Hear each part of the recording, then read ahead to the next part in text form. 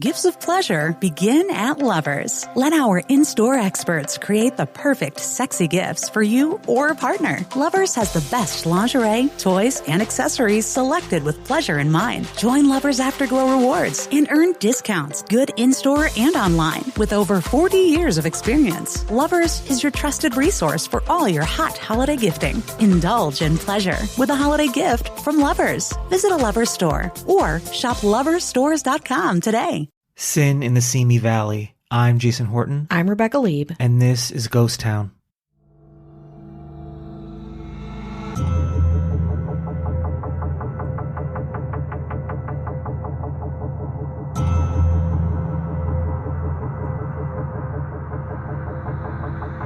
We've covered a lot of cults on this podcast, but there's one that's been a little under the radar, and that all changes today. The Divine Order of the Royal Arms of the Great 11, also known as the Great 11 Club, or later the Blackburn Cult, was again, arguably, one of the craziest cults that we will be discussing. And we've discussed a lot of cults specifically in Los Angeles, so that, again, says a lot. The Divine Order of the Royal Arms of the Great 11, or as I'll refer to it, the Great 11, was founded in the Bunker Hill neighborhood of downtown Los Angeles by 41-year-old Matilda May Otis Blackburn and her 24-year-old daughter, Ruth Wyland Rizzio.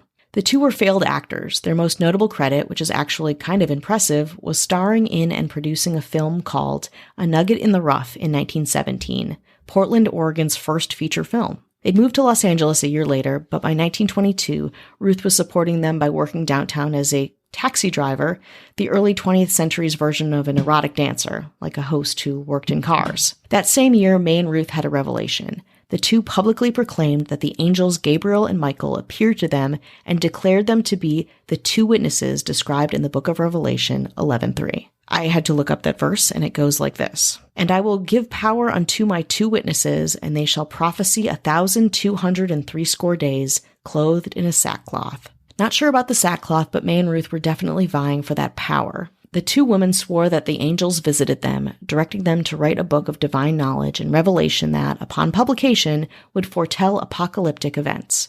This book was supposed to be titled The Seventh Trumpet of Gabriel, but was later changed to The Great Sixth Seal. Along with sharing future prophecies, this game-changing book would also reveal, quote, lost measurements that pinpointed hidden riches and oil deposits around the globe. May later described being willingly chained to her bed for several months in conceiving of the book. So what does the Great 11 even mean? I thought it was from the passage from the Book of Revelation, but according to an LA Times article from 1925 called Angel Gabriel's Girls Quizzed, that's how popular they were, it's more complicated than what you might expect. They had been taken to a spot outside of Bakersfield, where just below the surface of the earth they were shown huge stores of golden nuggets and precious stones, which was to be theirs upon the presentation to the world of the sixth seal. The royal family of the chosen 11 was to consist of 9 queens, and Ruth and May. For each queen, a marble palace was to be erected on the Mount of Olives, which is the present-day Barnsdall Park, that's in the east side of Los Angeles, and was to be supplied with 11 kings chosen by the angel Gabriel. The queens and their respective entourages were to rule the world with the advent of eternal life. Sounds pretty good to me. May and Ruth called themselves queens and high priestesses, and people believed them. Los Angeles locals paid to hear their answers with small membership fee. They would help to produce the book and have privileged information to success and future events, and of course, an affiliation with the divine Great 11. May and Ruth could do this because, really, the women were really attractive and very charming. As mentioned, they worked in entertainment and got things done. They were especially good at getting money from potential suitors and having men do whatever they wanted. A man named Sam Rizzio was one of those men, until he wasn't. Sam had only known Ruth and her work a short time when he married her in May of 1924. He moved into the organization's headquarters with his wife, where Koreatown's Ma Dang Mall is. But after realizing how intense the cult of the Great 11 really was, he begged Ruth to leave with him. In a heated fight, he supposedly hit her so hard that he drew blood, causing her followers to form a wall around their queen. After the fight, Sam abruptly disappeared. He was never seen again, and a note to Sam's mother ominously said that he, quote, is now a high priest, invisible to less spiritual eyes. Sam's younger brother, Frank Rizzio, was suspicious of the whole damn thing. He decided to do his own snooping, infiltrating the Great 11 by getting May to hire him as her personal chauffeur. After only a few days, Frank discovered his brother's clothes and suitcase and confronted May. She tersely responded that maybe it meant Sam would be coming back soon. The Rizzios threatened to go to the police but never did, probably because they were trying to escape their own criminal past. Sam Rizzio had already served 9 months in juvenile hall for altering checks, and his father before him had been wanting for a triple homicide in Chicago. So the Rizzio family backed off and things quieted down. Ruth and May honed in on the book, which was mostly just religious ranting on paper.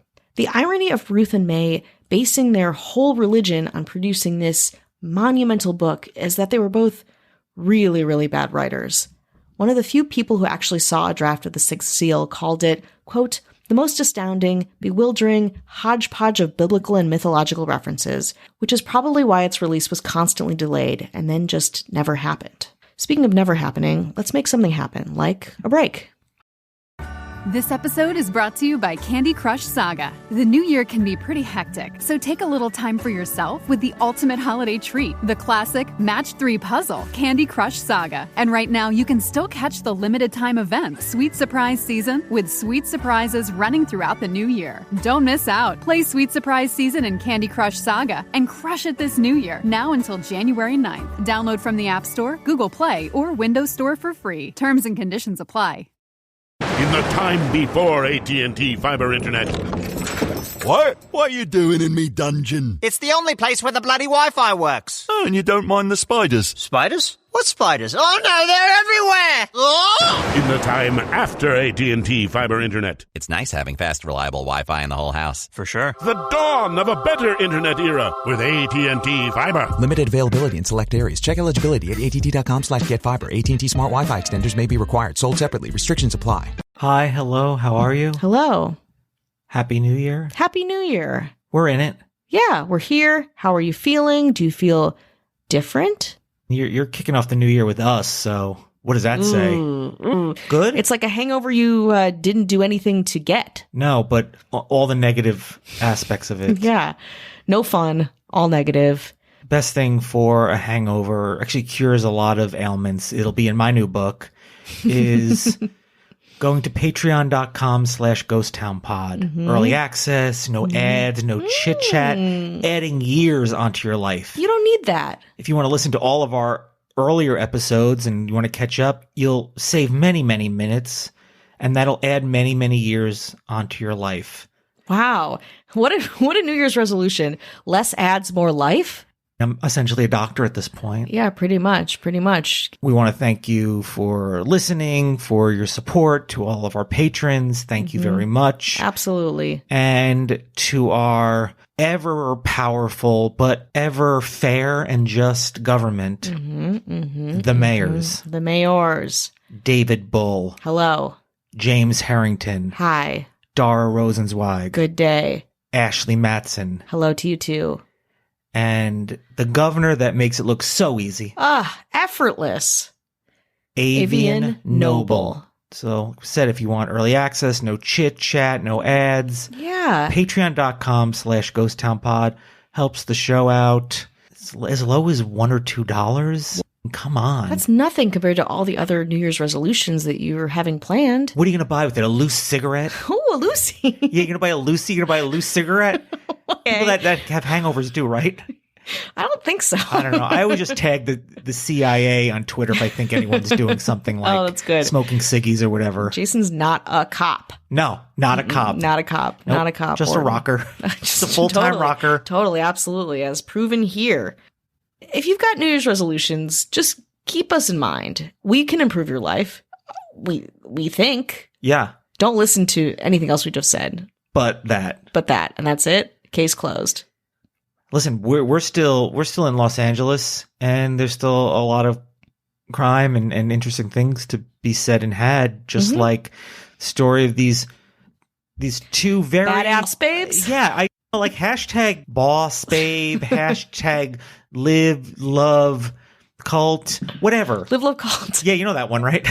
I'm in it. I think I'm in it. Yeah, my sister has that hanging up above her wicker papasan chair. That's great. Yeah, these women really pioneered. Who run the world? Girls. Murderers. So let's get back to it. These two women, Ruth and May, were writing this book. While the prophesized Great 11 book was continually getting underway, over and over, Going. News was coming forward about it. It kept getting pushed back. The release date was always changing. One great 11 follower, whose name was Clifford Dabney, a goofy nephew of an oil magnate, turned over $50,000 in cash and assets to May Blackburn, worth approximately $750,000 in 2019. In return, he was promised to be among the first to see the Blackburns' book, with its lost measurements for more profit, of course, ahead of publication. Dabney also donated 164 acres of land in the Santa Susana area of Simi Valley in Ventura County so that May and Ruth could construct a commune to preach their truths and way of life. May Blackburn also married one of her followers, a handsome, much younger, mustachioed man named Ward Sitton Blackburn, hence Blackburn. The new couple instructed May's followers to build cabins on the Simi Valley property where they would take up residence and chill until Christ returned. It was called Harmony Hamlet by the press, and the first thing constructed on the property was a temple featuring an elaborate gilded throne that was reserved for Christ. Cult members residing at the property were told to leave their cars in the woods and walk up to the area, work at a nearby tomato packing house, and turn all their pay over to May and Ruth. This is how much it had escalated from this kind of modest Koreatown headquarters where a man went missing to this elaborate Simi Valley construction where all of the things that May and Ruth wanted would hopefully take place. In the evenings, robed members gathered for rituals in a natural amphitheater on the property and sacrificed mules and, according to some witnesses, danced naked. Whatever May and Ruth said went, no matter how insane. During this time, it was alleged that one sick member of the Great 11 was placed in a hot brick oven in order to get over that common sickness, and she died as a result. 4 other cult members were also reported to have mysteriously disappeared, likely poisoned, including Sam Rizzio. You notice I went from followers to cults. We're ramping this up. It's becoming cult-like, and the public is also noticing this. On New Year's Day of 1925, 16-year-old cult member Willa Rhodes died from a severe infection as a result of a toothache. May assured her grieving parents, also in the Great 11, that the girl would be resurrected to life after 1,260 days had passed and the book was published. All they had to do was preserve her body for the event. So they did. Willa's body was immediately placed in a bathtub filled with ice, spices, and salt.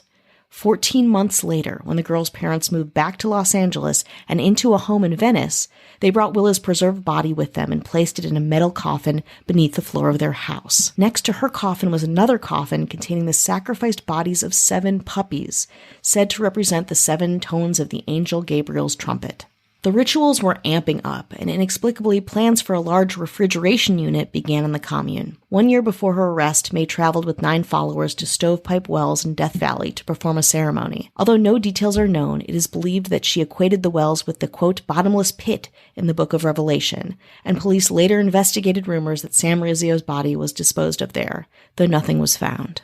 In 1929, Dabney and other Blackburn followers lost patience for the completion of Blackburn's book, yeah, no shit, and her promised apocalyptic events. They filed charges of fraud and theft against May and Ruth for as much as $200,000, approximately $3 million today. As allegations also emerged of unreported deaths and disappearances, police expanded their interest, leading to the discovery of the mummified body of Willa Rhodes beneath her parents' Venice home. It couldn't be determined that Willa had died from anything other than natural causes, but at the same time, Sam Rizzio's disappearance, and others, could not be ignored. Unfortunately, police were unable to uncover any viable evidence regarding the disappearances of the 4 missing cult members, including Rizzio. Prosecutors also could not substantiate the allegations of a cult member's death from being baked in an oven. Nevertheless, in 1930, Ruth and May were charged with grand theft. The charges against Ruth were dropped, but May was sentenced to a minimum of 8 years in 1930. She appealed, claiming the stories of Sam and Willa had been improperly admitted to frighten the jury and had nothing to do with whether she'd committed theft. A year later, a judge agreed with May and let her go. Remarkably, Ruth and May were never charged with any deaths or disappearances, and the Great 11 continued to exist for a bit, though the publicity and scandal eroded membership and credibility, as you might imagine. In 1936, May Blackburn actually did publish a book called The Origin of God, which was confusing and bad, riddled with weird religious imagery. It didn't change the world or get anyone rich. May Blackburn died in Los Angeles in 1951. I'm not sure about Ruth. To this day, you can check out the commune in Simi Valley, though I don't think you'll find any jewels or gold. This is one of those cases where they seem to cover a lot of Los Angeles and the greater Los Angeles area. I mean, they've hit so many points relatively far from each other. Yeah. And I guess in the 1920s, Los Angeles wasn't as developed as it was, so things can happen in different places, and you traverse different parts, but there's not a lot of hoops to jump through as far as people, hey, why did you leave here and come here? Now why are you there? People just, I think, roamed a little more because it was still being developed, so you can, I don't know, maybe get away with a little bit more, but they seem to pretty much blanket the greater Los Angeles area, which I think is really interesting. Yeah. And think about LA at this time in the 20s.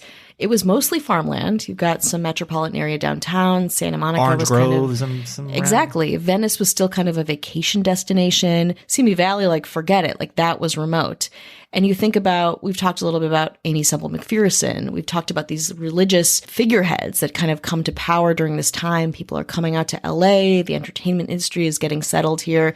It's kind of a free-for-all out here. Little, Great Depressions. Yeah. Right around there, and people looking for answers. Absolutely vulnerable, for sure. So you think about what these women were able to accomplish in such a short period of time, and absolutely they are a product of their time and place. And it's strange because there's a couple books on this that are very good, but the information also kind of peters out. A lot of it is from early LA Times, word of mouth, how they could evade a lot of what would usually be published, or at least contemporarily be talked about nonstop, we don't have, which again is kind of why I think that maybe this hasn't been made into a docuseries or anything like that, because it's such good fodder for that. Living until 1951 is a relatively modern time. It would be interesting if somebody interviewed her, got information from her in the late 40s. Totally. Where you get that kind of maximum amount of information from somebody on what they think or what they do. And I guess if they're of the mind of, like, I publish books as an authority on God, I guess it's probably only going to go in one direction, but that would be interesting. Yeah. And I think, God, I would love to hear more about this person. And I also, like, as a former tour guide, I was like, this would be an incredible tour to take people around this. So we'll see. I don't know. It'd be a fun LA. Would you take that LA tour? Let me check my schedule. Sure, I'm not doing anything ever.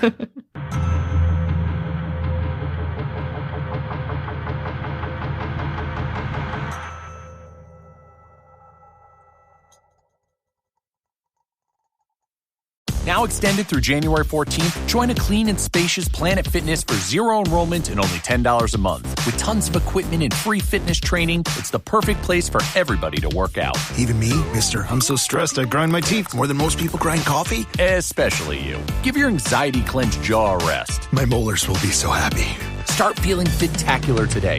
Join in club or at planetfitness.com. Zero enrollment, $10 a month, cancel anytime. Deal ends January 14th. See club for details. En Ralph's, la frescura es lo nuestro, así que revisamos tu orden en cada paso del campo a tu casa y escogemos y empacamos cuidadosamente cada vegetal para tu recogida gratis. Estamos frescos a diario para que compres como quieras.